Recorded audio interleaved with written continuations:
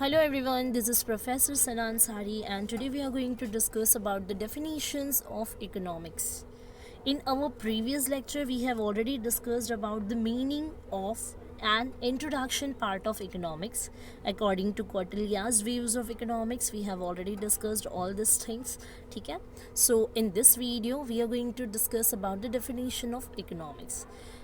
Students, here I am going to share with some definitions of economics. The name of economist is Adam Smith, Alfred Marshall and Lionel Robins. ठीक है, one by one तीनों economist के जो opinion थे और इन्होंने किस तरीके से डिफाइन किया है इकोनॉमिक्स को, वो हम यहाँ पर पढ़ने वाले हैं. ठीक है, so let me tell you one thing कि आपको जब भी डेफिनेशन लिखना होता है, जैसे कि आप जब आंसर लिखते हैं, so you can use your own words in your answer, but at the time of writing the definition आपको डेफिनेशन में कुछ भी वर्ड्स चेंज नहीं करने हैं. Definition should be cut to cut. Okay, so now let's start with the definition wala part. So here I am going to start with the Adam Smith's definition. Adam Smith's wealth oriented definition of economics. Meaning में हमने देखा कि economic क्या होता है. हमने discuss किया कि economic is a social science, मतलब ह्यूमन बिहेवियर क्या होता है. ठीक है, वेल्थ जनरेशन के अकॉर्डिंगली वेल्थ जनरेट करना, इनकम जनरेट करना है, how the people are investing the money, है ना, हम कैसे एक्सपेंस कर रहे हैं, all about the money related transactions I can say in the society, और किस तरीके से वेल्थ हमारा इन्फ्लुएंस करता है किसी भी इंडिविजुअल को. ठीक है, सो और उसके बिहेवियर को. सो ये हमने देखा था, और अकॉर्डिंग टू पॉल सैमुएल्सन हमने ये भी डिस्कस किया था कि economic is a queen of social science. ठीक है, अब हम यहाँ पर तीनों इकोनॉमिस्ट का यहाँ पर डेफिनेशन देखेंगे. सो एडम स्मिथ ने जो डेफिनेशन दिया है which is totally related to wealth. ठीक है, अगर आप स्क्रीन पे देख पा रहे होंगे, सो यहाँ पर आप देख सकते हो वेल्थ ओरिएंटेड. वेल्थ का मतलब होता है इनकम. ठीक है, किसी भी कंट्री के प्रोग्रेस के लिए उस कंट्री में इनकम का जनरेट होना it is very important. Revenue का जनरेट होना it is very important. Revenue कैसे जनरेट होगा? जब बिजनेसेस बढ़ेंगे, मैन्युफैक्चरिंग फील्ड्स बढ़ेंगी, इंडस्ट्रीज़ का सेटअप होगा, है ना, इंफ्रास्ट्रक्चर डेवलपमेंट होगा, ब्रिजेस बनेंगे, डैम्स बनेगा, लोगों के पास एम्प्लॉयमेंट अपॉर्चुनिटीज़ होगी, एम्प्लॉयमेंट होगी, लोग सर्विसेज करेंगे, खुद के ओन बिजनेसेस करेंगे. सो अल्टीमेटली ये सारी चीज़ों का जब ग्रोथ होता है ना, तो हमारा वेल्थ लेवल इंक्रीज होता है.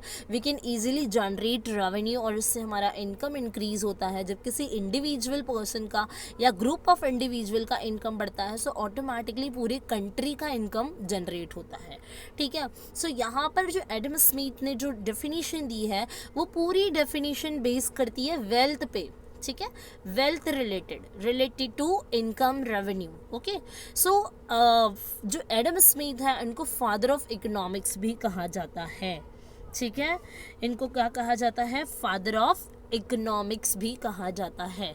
ठीक है, इन्होंने जो इकोनॉमिक्स का एमसीक्यूज यानी फिल इन द ब्लैंक्स के लिए ये चीज़ याद रखनी है.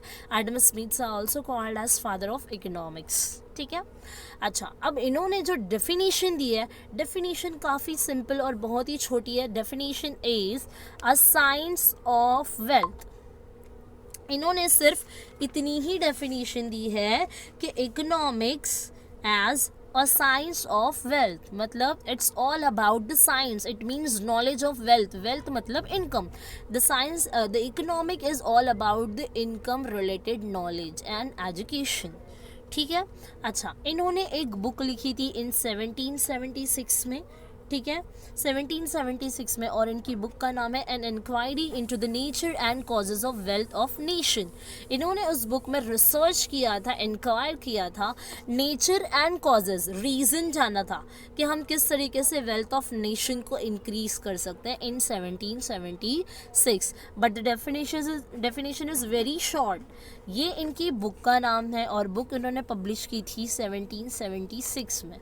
ठीक है, और ये है इनकी definition which is economics as a science of wealth. ठीक है। अब इन्होंने कुछ की पॉइंटर्स दिए थे, इनका जो परसेप्शन था, इन्होंने जो डेफिनेशन दी है उसके अकॉर्डिंगली कुछ की पॉइंटर्स दिए हैं। फर्स्ट है laissez faire, that is no government intervention. Laissez faire का मतलब होता है नो गवर्नमेंट इंटरवेंशन, मतलब हमारी इकोनॉमी में जो भी कुछ चल रहा है उसमें गवर्नमेंट कोई भी इंटरफेयर नहीं करेगी, अकॉर्डिंग टू एडम स्मिथ। ठीक है। Then capital and wealth accumulation, because इनका जो डेफिनेशन है वो वेल्थ ओरिएंटेड है। सो वेल्थ कहाँ से जनरेट करेंगे, कैपिटल कहाँ से जनरेट करेंगे, एक्वायर करने के बाद उसको मैनेज कैसे करेंगे। एक्यूमुलेशन मतलब इकट्ठा करना, जमा करना, कैपिटल करना, इसे हम कहते हैं कैपिटल एंड वेल्थ एक्यूमुलेशन। और ये पॉइंट जो है ये किसका परसेप्शन एंड पॉइंट है, एडम स्मिथ के है, जो हमारी कंट्री के लिए बहुत ही असरअंदाज और इन्फ्लुएंस करते हैं। देन है division of labour, it is very important. Division of labour मतलब कि अगर कोई भी काम, अगर पर्सन ए है, ठीक है, उसको कोई भी प्रोडक्ट प्रोड्यूस करना है, ठीक है, जैसे कि मार्कर पेन प्रोड्यूस करना है, मार्कर पेन अगर 50,000 प्रोड्यूस करना है तो हो सकता है पर्सन ए को 50,000 मार्कर पेन प्रोड्यूस करने के लिए, ठीक है, हो सकता है उसे एक हफ्ता लग जाए। लेकिन अगर यहीं पर मैं डिवीजन ऑफ लेबर करूं, मतलब काम को लेबर्स में डिवाइड कर दूं, पर्सन ए की जगह पर्सन बी, पर्सन सी, पर्सन डी, पर्सन ई को भी अपॉइंट कर लूं और इन सबको कह दूं 10-10 हज़ार मार्कर पेन प्रोड्यूस करना, it means I have divided the work among the different labours. So इससे क्या हो जाएगा, डिवीजन ऑफ लेबर होगा और मेरा काम एक हफ्ते की जगह एक दिन में करके मिल जाएगा। सो ये जो है जो शेयर किया था एडम स्मिथ ने, बताया था ये तरीका कि इस तरीके से अगर डिवीजन ऑफ लेबर होगा सो हम ज़्यादा काम कर पाएंगे और इससे हमारा ज़्यादा से ज़्यादा वेल्थ जनरेट होगा। ठीक है। So in short let's do the revision of the Adam Smith's wealth oriented definition of economic. First one, the Adam Smith's are also called as father of economics. He has given the definition of economics as a science of wealth.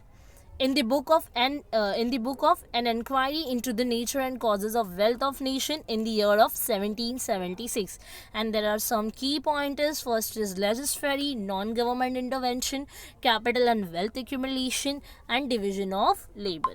ठीक है। Let's start with the second economist and second definition, Professor Alfred Marshall. Welfare oriented definition of economics. Professor Alfred Marshall ने जो definition दी है, it is totally related to welfare. MCQs में again important, जब आप Adam Smith के बारे में डिस्कस कर रहे हो मतलब you will totally talk about the wealth which is income and revenue, but at the time of Professor Alfred Marshall का definition you will have to discuss about the welfare. welfare क्या होता है, society में हम रहते हैं, ठीक है, सोसाइटी में रहकर जो भी वेलफेयर्स होती है, ठीक है, उसे हम यहाँ पर जैसे कि सोसाइटी में आप किस तरीके से, आपका स्टैंडर्ड ऑफ लिविंग क्या है, आप किस तरीके से आप बिहेव करते हो in the society as a member of the society, ठीक है, आपका हाउस होल्ड एक्टिविटीज़ क्या है, आप किस तरीके से, आपका पैटर्न क्या है सोसाइटी में, बिहेवियरल पैटर्न हो गया, आप किस तरीके से खुद को रिफ्लेक्ट कर रहे हो, ये होता है वेलफेयर, आपका स्टैंडर्ड ऑफ लिविंग, ठीक है। सो प्रोफेसर अल्फ्रेड मार्शल ने यहाँ पर वेलफेयर ओरिएंटेड इकोनॉमिक का डेफिनेशन दिया है। सबसे पहले तो इनकी बुक है प्रिंसिपल्स ऑफ इकोनॉमिक्स, ठीक है, इन्होंने ये बुक पब्लिश किया था 1890 में, ठीक है, 1890 में इन्होंने ये बुक पब्लिश की थी, ठीक है। सो प्रिंसिपल ऑफ इकोनॉमिक्स इनकी बुक थी जिसमें 1890 में ये बुक पब्लिश की गई थी और इन्होंने यहाँ पर इकोनॉमिक्स का जो डेफिनेशन दिया है वो हम यहाँ पर देख सकते हैं। सो इकोनॉमिक्स का जो डेफिनेशन है, economics is a study of Mankind in the ordinary business of a life, okay, which examines that part of an individual and social action which is closely connected with the attainment and use of material requisite of well-being.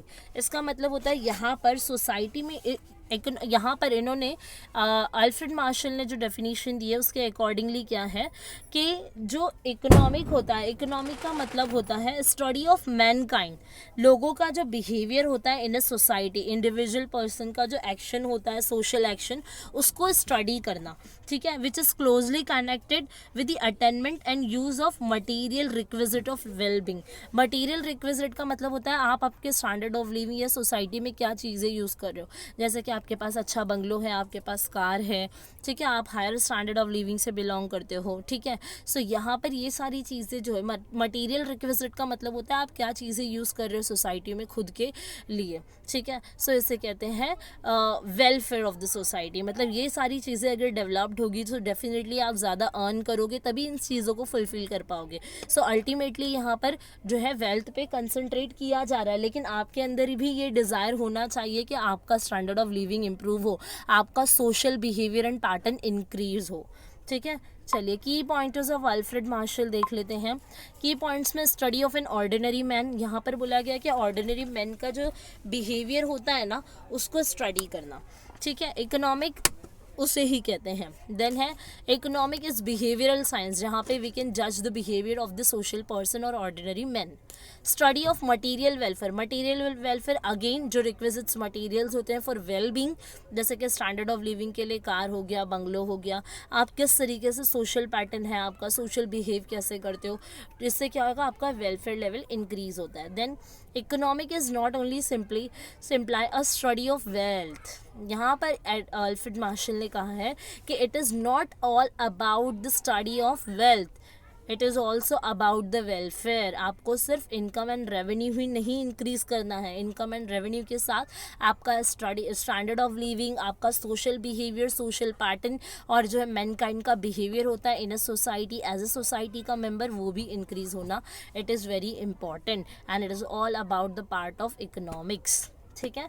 Then we have third definition according to Lionel Robbins, scarcity oriented definition. See Adam Smith ने हमें wealth related definition दी है, Alfred Marshall ने welfare related, Lionel robin ने हमें scarcity oriented definition दी है। What do you mean by the scarcity? So I can से स्कैर्सिटी मीन्स लिमिटेशंस और लिमिटेड रिसोर्सेज, ठीक है। The name of the book of Lionel Robin is an essay on the nature of significance of economic science which is published in 1932, ठीक है। इनके accordingly definition देख लेते हैं। Economic is a science in which studies human behavior as a relationship between ends का मतलब होता है wants and scarce means which have alternative uses। सबसे पहले तो I would like to say that wants of human beings are unlimited. जो हमारी wants होती है, जो हमारे एंड्स होते हैं, वो क्या होते हैं? अनलिमिटेड होते हैं। But the resources are limited, जैसे कि land is natural resources, water is resources, ठीक है। ये सारी चीज़ें क्या कभी ना कभी ये क्या होती है ख़त्म होंगी, because all this things are limited, ठीक है। सो और इसके अलावा और भी जैसे मनी हो गया या फिर आप आपकी मटेरियल रिक्विजिट्स जो भी आपके पास है फॉर वेल बींग, ठीक है, वो सारी चीज़ें भी क्या होती है ख़त्म होने वाली है, ठीक है। So I can say the resources which is also called as means are limited but the human wants are unlimited. So scarcity का मतलब ही आता है लिमिटेशन। सो यहाँ पर ऐसे सिनारियो में अकॉर्डिंग टू लियोनेल रॉबिन्स, इनका कहना है कि वी हैव ऑल्टरनेटिव यूजेस। जैसे कि we can take the example, if I have 20 lakhs rupees, ठीक है, and I want to purchase bungalow, but I saw that the bungalow's price is 50 lakhs, but only I have 20 lakhs. So 20 lakhs में bungalow purchase करना it is not possible for me. But I have resources. यहाँ पे resource means हुआ मेरा money. I have money is a resources, but I can't go with the bungalow, I can't purchase the bungalow. But यहाँ पर जो resources होता है ना, पैसा, मैं पैसे को फेंकूंगी नहीं, बल्कि मैं उसका क्या करूंगी, दूसरा यूज करूंगी. It means have alternative uses. Resources are having alternative uses. जैसे कि मैंने बंगलो ना खरीदते हुए वहाँ पर कार परचेज कर लिया. इट मीन्स यहाँ पे मैंने क्या किया, प्रायोरिटी के अकॉर्डिंगली, ठीक है, मैंने यहाँ पे क्या किया, जो प्रायोरिटी है उसके अकॉर्डिंगली क्या किया, ग्रेड दे दिया. ठीक है, जैसे कि यहाँ पर की पॉइंट्स देख लेते हैं लिनोएल रॉबिन्स के. वांट्स यानी कि एंड्स आर अनलिमिटेड, जैसे कि अभी हमने पढ़ा वांट्स अनलिमिटेड होती हैं. मीन्स आर कंपैरेटिवली लिमिटेड, जो मीन्स मतलब रिसोर्सेज है, जैसे जो इस एग्जाम्पल में पैसा रिसोर्स था, तो ये क्या है, लिमिटेड है. Wants are gradable on the basis of priority. Priority के अकॉर्डिंगली मैं ग्रेड दे सकती हूँ मेरी ख्वाहिशों को, मेरी इच्छाओं को, मेरी वांट्स को. जैसे कि बंगलो मुझे ख़रीदना था, लेकिन अब मेरी प्रायोरिटी क्या हो गई, कार, क्योंकि I have a shortage of funds ना, so I can go with the car. So car को मैंने फर्स्ट प्रायोरिटी दिया, बंगलो को मैंने सेकंड प्रायोरिटी दिया. Then means have alternative uses, and the resources जो होते हैं उनके ऑल्टरनेटिव यूजेस किए जा सकते हैं. So we have completed all three economist definition here. So if do you people have any doubts and difficulties, so you can make a comment on my YouTube channel. That is enough for today. Bye bye, have a nice day, take care everybody.